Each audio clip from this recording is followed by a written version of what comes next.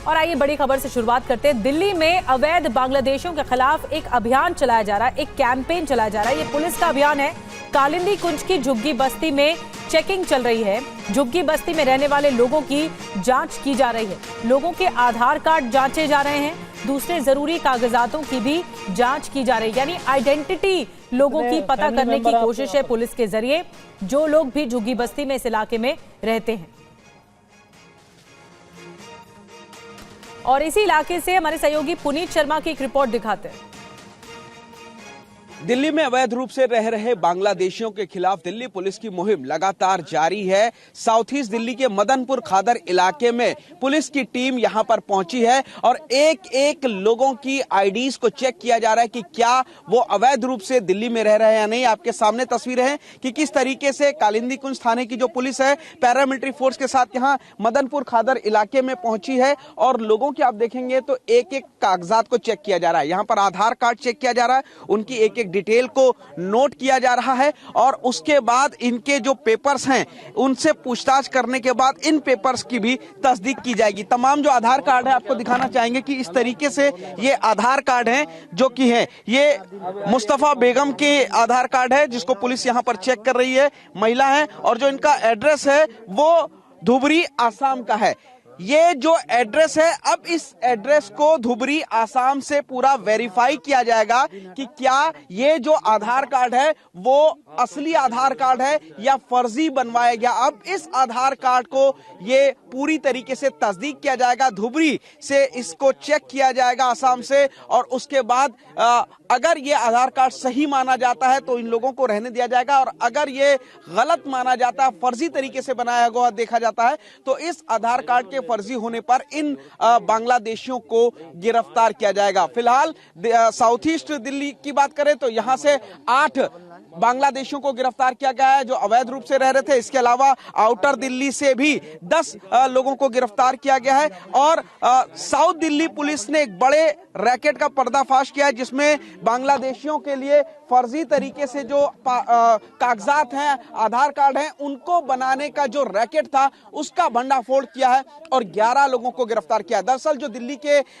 LG हैं उन्होंने Delhi police को लेटर लिखा था और कहा था कि दिल्ली में बड़े पैमाने पर अवैध रूप से बांग्लादेशी रह रहे हैं, जिनकी पहचान हो, जिनको गिरफ्तार किया जाए। जिसके बाद दिल्ली पुलिस ने यह मुहिम शुरू की और दिल्ली के हर जिले में बांग्लादेशियों की जो पहचान है वो फिलहाल की जा रही है और इसके अलावा जिन लोगों को पुलिस ने पकड़ा है उनको एफआरआर को दिया जा रहा है और उसके बाद जो है इन लोगों को बाकायदा डिपोर्ट किया जा रहा है। आपके सामने तस्वीरें कि किस तरीके से ये जो मदनपुर खादर का इलाका है यहां पर पुलिस की टीम पहुंची है।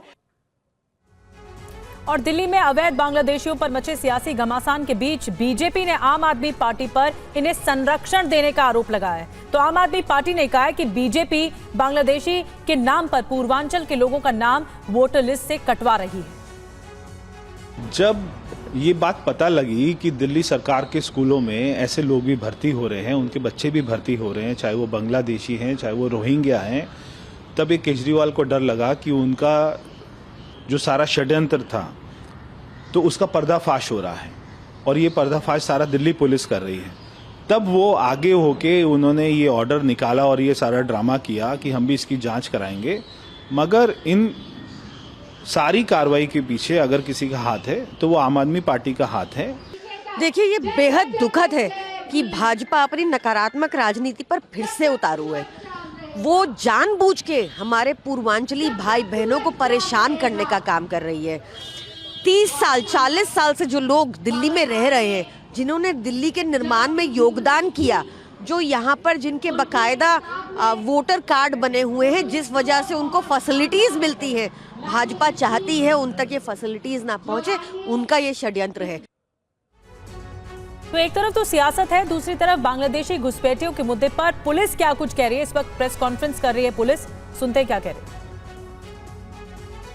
जो उन्होंने बताया, फिर कोई बाइक पे मदद करता है और बाइक पे जो बंदा मिलता है उनको एक कुछ सिम कार्ड और कुछ पैसे देता है, फिर वो ट्रैवल करके दिल्ली पहुंच जाते हैं। तो सर ये क्या सीक्वेंस है, क्योंकि एक साथ तो पॉसिबल होता नहीं है, तो क्या कुछ ये कुछ ट्रांचेस में छोटे छोटे टुकड़ों में आते हैं, 3-3 4-4 लोग, जैसे इनके लिंक्स जो है उनको फिर फर्दर बुला लेते हैं। वो सब चल रहा है, उस पार्ट को इन्वेस्टिगेट कर रहे हैं।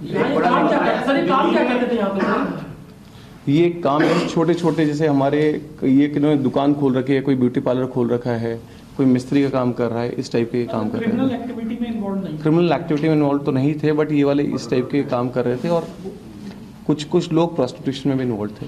सर, ये जो 5 बांग्लादेशी पकड़े गए हैं, तो क्या इनका कोई यहाँ पर कोई क्रिमिनल रिकॉर्ड है? क्या किसी वारदात में शामिल थे या फिर? और ये मर्डर कब हुआ? ये मर्डर हुआ नवंबर के महीने में मर्डर हुआ था। अच्छा, वो पुलिस कनेक्टिंग में बता दीजिए क्या इंसिडेंट? और ये सेंटो शेख क्या इंडियन था या बांग्लादेशी था? ये सेंटो शेख इंडियन था। इसने ये एक प्रोस्टिट्यूशन रैकेट चला रहा था दिल्ली के एनसीआर में, ये लोग प्रोवाइड करते थे। लगभग अक्टूबर 20 तारीख को हमारे पास सेंटो शेख के मर्डर की इंटीमेशन आती है। उसका जो पीएम होता है तो मालूम चलता है इसका स्ट्रैंगुलेशन हुआ है। इस पर हमने मर्डर केस रजिस्टर किया, और जो घर में ही 4 लोग ये काम करते थे, इन पर शक जाहिर हुआ, तो डिटेल्ड इंटरव्यूशन मालूम चला कि इन लोगों ने इसका मर्डर किया है। कुछ रंजिश के चलते पैसे लेन देन का इशू चल रहा था इन लोगों का, उसने मर्डर किया था। उसमें फर्दर तफ्तीश से मालूम चला कि ये लोग बांग्लादेशी हैं। बांग्लादेशी से फिर आगे नेटवर्क बढ़ता चला गया। हमने देखा कहाँ से डॉक्यूमेंट प्रोक्योर किए, कैसे किए, तो ये ऑनलाइन वेबसाइट का इसमें JantaPrints.in का खुलासा हुआ, जिससे हमने देखा कि बहुत सारे फर्जी डॉक्यूमेंट्स बनाए गए हैं। ये JantaPrints.in ऐसे इस टाइप की एक वेबसाइट है जो स्टार्टिंग में ऐसे लगेगा, ये लेडी की फोटो लगा रखी है उन्होंने, तो इस टाइप की ये पूरा नेक्सस चल रहा था। ये वाला हमने बस्ट किया इसको, टोटल 11 लोग अरेस्ट किए। जो मर्डर था इसमें जो लड़कियां इन्वॉल्वमेंट थी, जो देह व्यापार में थी, उसके थ्रू और भी कोई लड़कियों का पता चला है, उस पर भी इन्वेस्टिगेशन कर रहे हैं। सर, ड्रग ट्रैफिकिंग से भी कोई कनेक्शन है? नहीं, अभी तक ड्रग ट्रैफिकिंग वाला कोई रोल नहीं है।